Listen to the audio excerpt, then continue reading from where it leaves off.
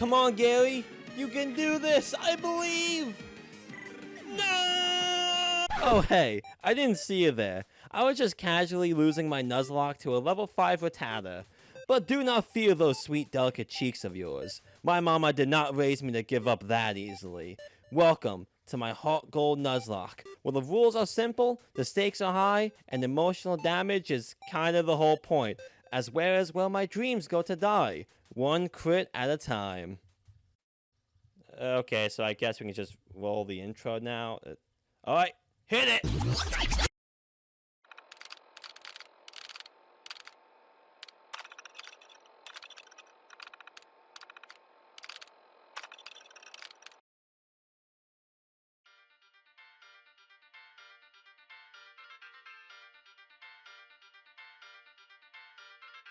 Okay, so let us go over those sweet rules. If a Pokemon faints, it dies permanently. I can only catch the first Pokemon seen in each area. If it's bad, cry about it. And every Pokemon must get a nickname just to have a little bit more of an emotional attachment. Oh, and because I like making things spicy, here are a few extra. No items will be used in battle except for Pokeballs. Set mode must be enabled at all times because switching is for cowards. And finally, no legendaries because the suffering just feels so good. Also, my mama ain't raised no bitch, so that's also a reason, I suppose. I will also be allowing myself to have infinite rare candies and game corner coins because if you think I'm just going to farm against hundreds of Weedles, I got news for ya. I'm not. Also, Voltor Flip is not a game, it's a curse. Fight me on that. Oh, and if you end up liking the video, feel free to hit the subscribe button if you want. I really don't care, but help me inspire myself not to make absolute dog shit videos and actually try to make enjoyable content. Okay, with all that out of the way, we can finally start our journey.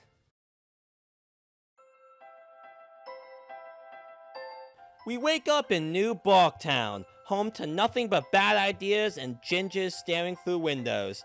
I speak to my mother, who gives me a cell phone and lets me leave home with no food, no shoes, and no goddamn fear for some reason. I meet up with Ethan, the human equivalent of a piece of toast without butter. He doesn't make any other appearances after this, by the way. So we simply just ignore him and move on to the lab. Elm, being the professor of the town, naturally gives every 10-year-old a choice of a fire rat, a salad dinosaur, or a tiny alligator. So naturally, I chose Cyndaquil, for not just only being a fire type, but for having decent stats overall.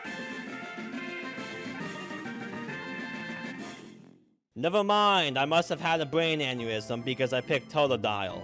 I named him Crocs, and he will carry this run. Until he doesn't.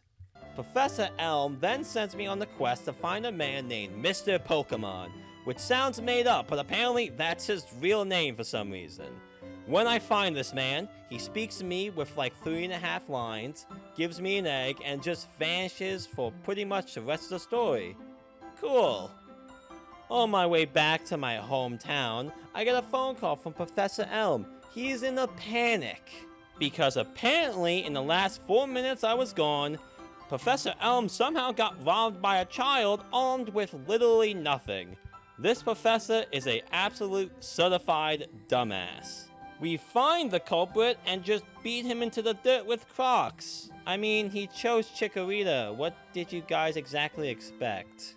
When we finally arrive back to New Town, we go to the lab and talk to the police officer. We give the police officer the name of the culprit. His name is Richard. It's short for Dick. Speaking of short, Ethan gives me a lesson on throwing balls at wild animals and gives me some of his balls, which allows us to finally start the challenge. Okay, let's do a speed round. Route 29, we find Duddy the Centret. Route 30, we find Monarch the Caterpie, who, spoiler alert, will carry us through a lot of the fights. In Dark Cave, we find Rocky the Geodude. On Route 31, we find Hawks the Pidgey. On Route 32, we find a Mareep named Lambchop. On Route 46, we find Joey the Rattata. And finally, we find Casper the Ghastly in Sprout Tower, who has the worst possible special attack I have ever seen. Speaking of Sprout Tower, we just swept the entirety of it. No, really, it's just a bunch of old dudes who had nothing but underleveled Bellsprouts and Hoot Hoots. Like, what was exactly to be expected here? With that being taken care of, we can finally take on Faulkner, the first gym leader. His team is pretty straightforward. However, as the saying goes, sometimes you must kill two birds with one stone. Literally, that's what happens here. First badge was easy as pie. We leave Violet City with not only a badge, but a dream, to make my mama proud. Our next stop is Azalea Town, but along the way we encounter an unknown from the ruins of Alf named Cussing and a sandshrew named Sandy from Union Cave. Don't ask about the name choices, I'm not very creative with them, okay? Anyway, as we actually head into Azalea Town, things get a little weird. We approach this strange old man who calls himself the Balls Man. For some strange reason, I decide to just follow him, no questions asked. He then takes me into Slowpoke Well, where, surprise, Team Rocket is back! And they appear to be doing crimes involving tails? You see, Team Rocket has returned with a new plan, to cut off Slowpoke tails and sell them on eBay for some reason. However, what they didn't account for was losing to a 10-year-old. Monarch literally obliterated every single Team Rocket member that was in that well without even flinching. Justice is still loose, however, because the Slowpoke tails are still missing. Shit. I sure do hope this is brought up again at some point. I also call a Zubat named Bruce here because Batman is, you know what, forget it. Because we have our next challenger, Bugsy, the second gym leader. He has a Cypher along with two other bugs that no one really cares about, frankly. I bring Rocky to this fight, where he just throws a single rock and kills the Cypher. The rest of the team just follows. Bugsy just gives me the badge and probably cries off screen or something, I don't know. While having two badges is amazing, I do not really have time to celebrate because we have a rematch with Richard. Richard shows up again with an actual team and a whole lot of misplaced confidence. To make things simple, Crocs munches up the Ghastly, Monarch scrambles a Zubat's brains, and Bruce pretty much hard counters the Bayleaf. TLDL, we won. Richard goes home to think about his life choices. Spoiler alert, he doesn't learn anything. With another victory under our belt, I give Duddy the move Headbutt and begin slamming every tree I see. Why? Because I want a Heracross. Do I get one? No, of course not. Instead, I found an Antipom named Tails on Route 33 and a Spearow named Jack in Azalea Town. But on Route 34, we find a Drowsy who gets traded for a Machop in Goldenrod named Muscle. Muscle is very important because next up is Whitney. Now, Whitney is not just only a gym leader, she's an absolute force of nature for most trainers. Whitney has two Pokémon, a Clefairy, who isn't that much of an issue, and the other is a cow that breaks souls. So my master plan is to use this single Machop who is pretty much holding together my entire gym strategy as well as the emotional weight of my team. Well, this probably isn't going to go as planned, but let's do this. The fight begins with Muscle punching the Clefairy into orbit. Easy. Now the real fight begins. The Miltank enters. Machop does as much damage as he can, but dies. Okay, time to panic. Okay, new plan. Have Duddy hopefully kill it with Quick Attack. Of course, it doesn't, and she lives with literally a pubic hair of health left, and goes for milk drink. Oh wait, never mind. I guess Whitney must have had a stroke because she uses Stomp. So we get to land a finishing blow, ending the fight. Woohoo!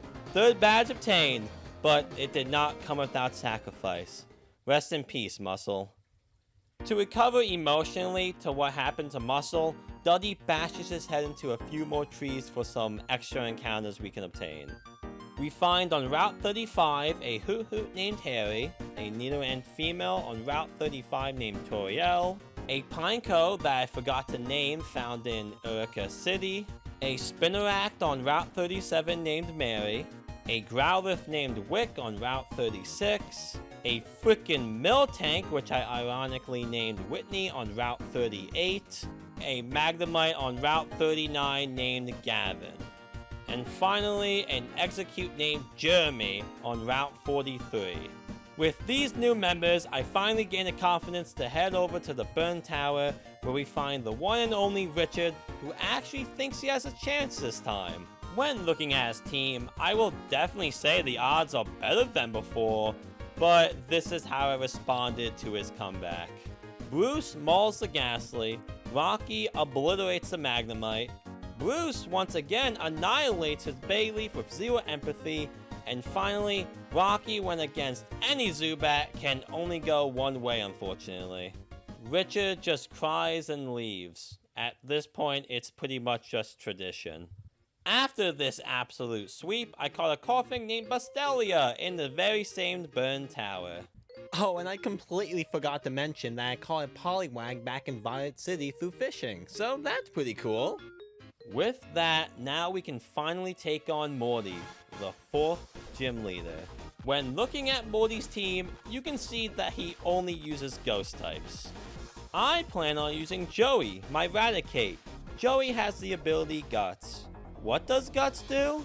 Yo, dude, that's crazy. What moves does my Raticate have again? Oh, wow. Well, let's talk about how this went. Joey somehow managed to kill Morty's entire team, literally within 30 seconds. By the time I blinked, it was already over and Joey was pretty much celebrating. Easy ass sweep. After obtaining the 4th badge, I decided to go and celebrate by headbutting a whole bunch of trees on Route 42. But this time, I found it. Heracross. I named her Blue. She's strong. She's perfect. She's beautiful. She also unfortunately has a modest nature. So yeah, she's weakened a little bit, but she's still on par with a Greek god. Afterwards, I fought a member of Team Rocket in the dance studio, who immediately lost to a butterfly. I don't know how Team Rocket made it this far, but frankly, I don't really care. Our prize for beating this Team Rocket grunt was the HM Surf. This is great because now we can go to Cianwood City. Now in Cianwood City is the next gym battle, Chuck, the 5th gym leader. Now his team isn't really that bad as it looks. His strategy is to mainly just use Focus Punch. So here is how I responded to his strategy. I sent out Rocky first and just spammed Earthquake, which somehow I got extremely lucky in hitting all of them, which took out the Primate pretty easily. Next up is his Poliwrath. I sadly decided to just sack Hawks here so I can get a safe switch into Lamb Chop. Although after I do this, I have a low IQ moment and just misplay with Thunder Wave. But thankfully we survive his Focus Punch and Lamb Chop just turns into fried frog legs. While we did win the battle, it did not come without sacrifice. Rest in peace, Hawks. Rest in peace.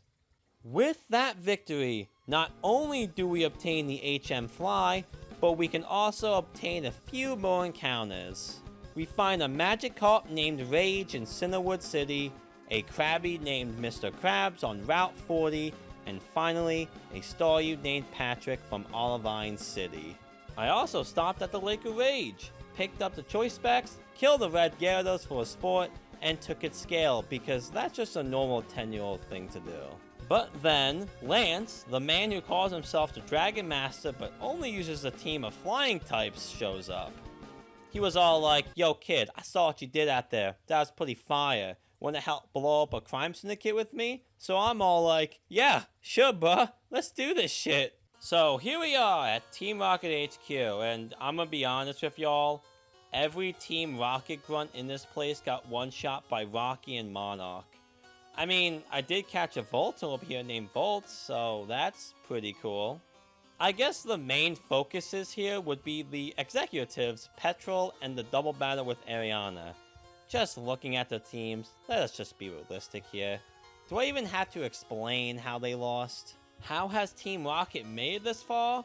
Literally no one knows. Their entire HQ was weak to a psychedelic butterfly and a little boulder. Amazing teamwork, guys. Bravo. Okay, so this game has an extremely weird level curve. So I just decided to fight Price, who is the 7th gym leader, before Jasmine. Here is his team. Not bad for an ice-type gym, but the ice does feel like it's somewhat lacking here. This is how the fight went.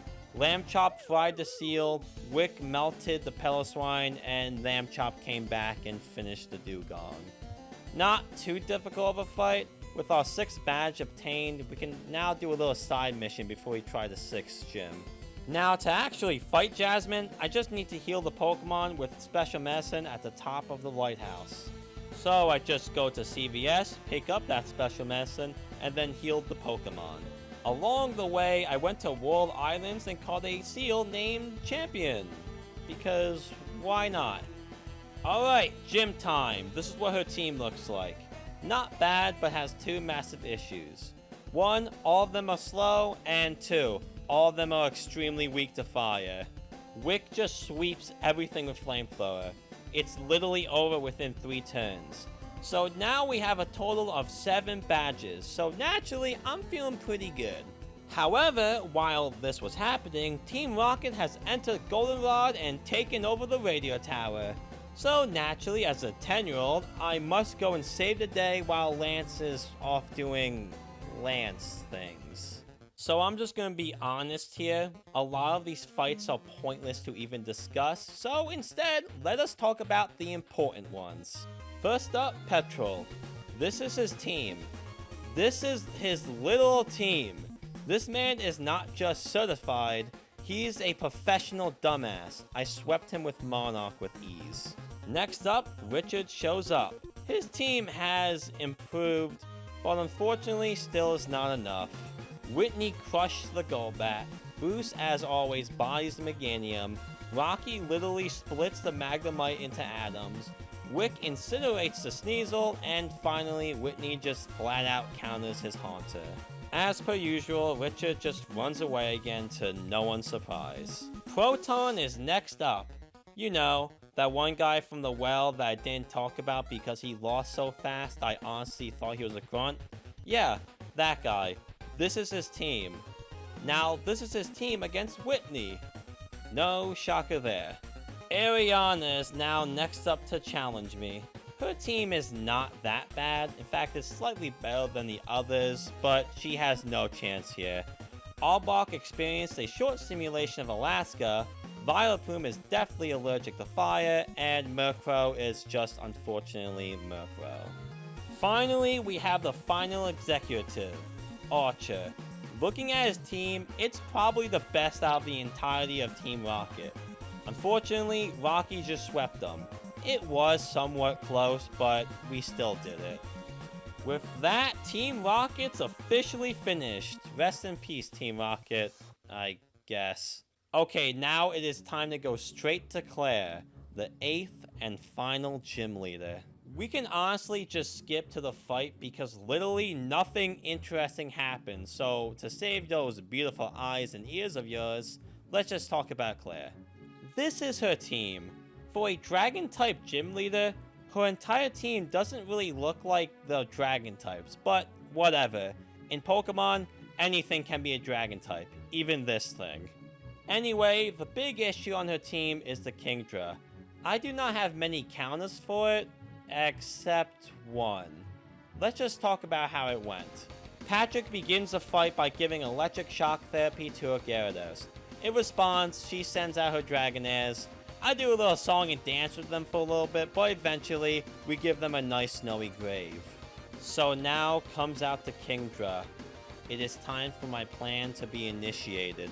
I send out Cussing to be sacked for a clean switch into Pastelia.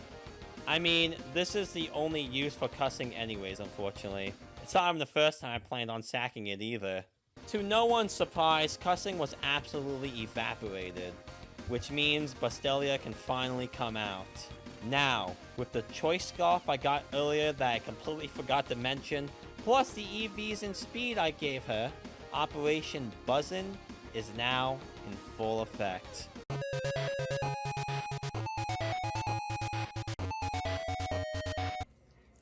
I'm about to blow. What?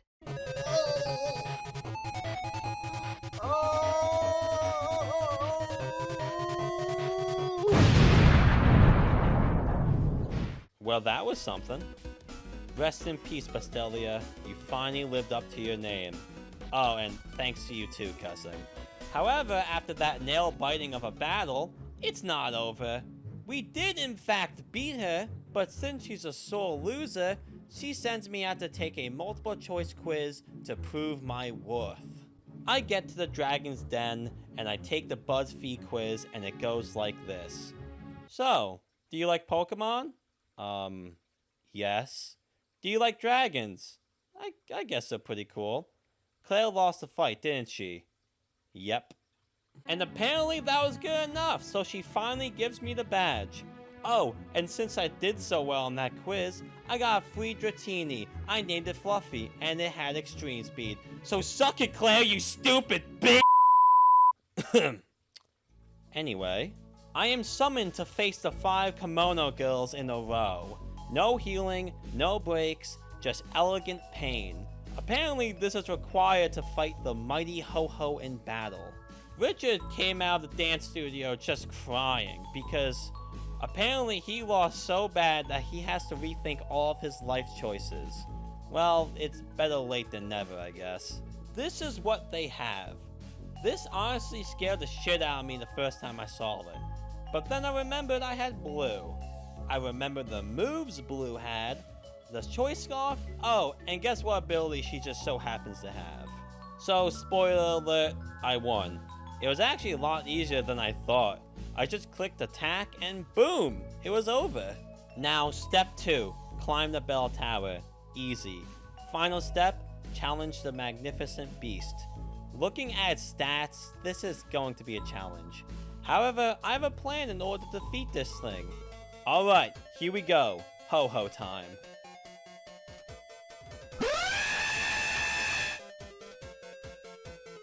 Bring it on! Bring it on!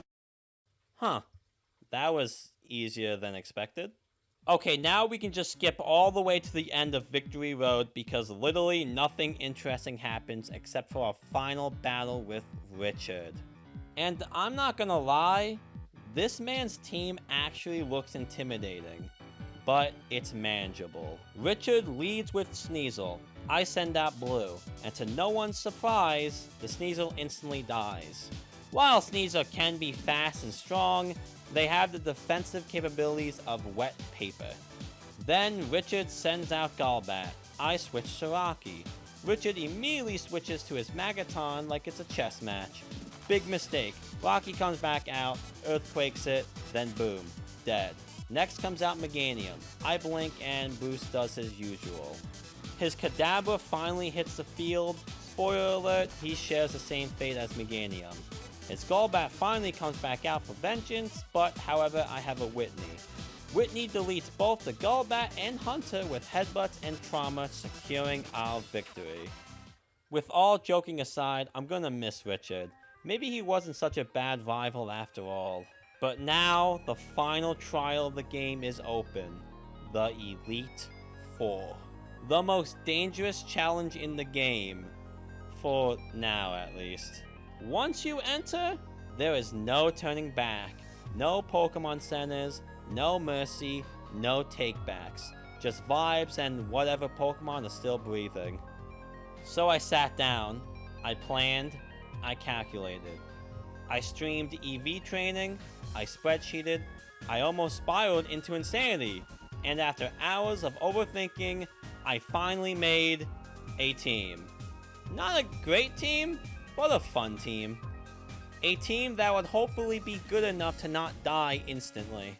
Why don't we just show off this amazing team real quick? Starting off the list, we have the not-so-friendly Ghost Casper. While his nature is absolute dog shit, he can still do a metric shit ton of damage thanks to his moveset as well as the EVs for special attack. Also, the combo with choice specs can never go wrong. Next up to the board, we have our Master of Magnetism, Gavin. With a great typing and great stats, he is incredible in battle. As well as max special EVs paired with choice specs, he can take down pretty much anything. Anything that isn't ground, at least. It's a bird! It's a plane! No, it's Jeremy. With amazing psychedelic abilities and stats, he hits harder than a semi-truck that's packed to the brim with TNT. Thanks to the move Psychic, he is yet another great combo of the choice specs.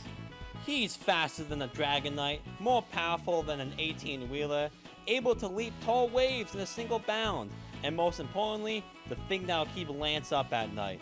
It's none other than Champion. With a taste for Dragon Knight blood, he will put the entire competition in a snowy grave. Also, he loves cuddles.